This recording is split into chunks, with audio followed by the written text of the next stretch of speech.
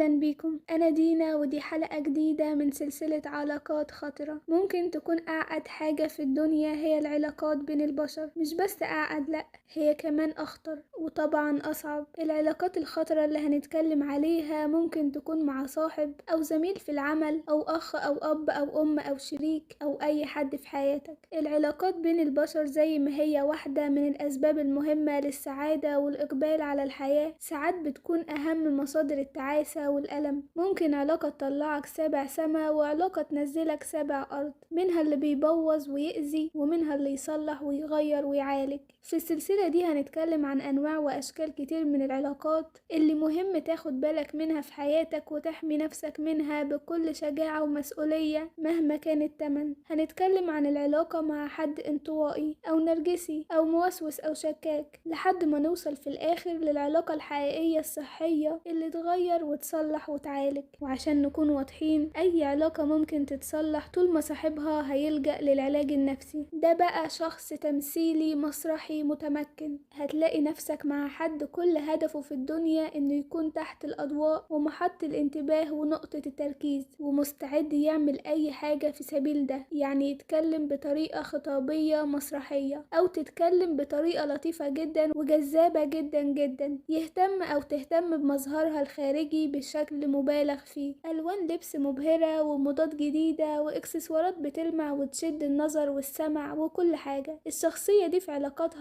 غريبة جدا، بتحمل علاقاتها أكتر مما تحتمل. يعني تكون فاكرة إنك معاها في علاقة قوية جدا، والحقيقة إنها بالنسبة لك شخص عادي خالص، تعبر عن مشاعرها بصورة ضخمة وكبيرة وغير مبررة، وتتصدم وتتفاجئ من أقل حاجة أو من غير حاجة أصلا. سهل تصدق أي حاجة وتمشي وراها وتقنع نفسها بيها من غير عقل ولا تفكير ولا حسابات. ورغم المظهر الخارجي الفخم المبهر، إلا إنها من جوه فاضية وأغلب من الغلب، وعندها احتياج نفسي أساسي وبسيط من زمان، هو إنها تتشاف ويتسقف لها ويتقال لها برافو انتي موجودة ووجودك مرحب بيه. وعشان الاحتياج ده ما تمش إشباعه وهي صغيرة، فهي بتحاول دلوقتي تحصل عليه بأي شكل وبكل صورة، زي العطشان اللي بيدور على نقطة مية، بس هي بتشرب من البحر وعمرها ما بتشبع. مهما حاولت توصل لها إنك مهتم بيها، هتفضل تدور على اهتمام أكبر وأضواء أكتر وعلاقات أمتع لغاية ما تتعالج.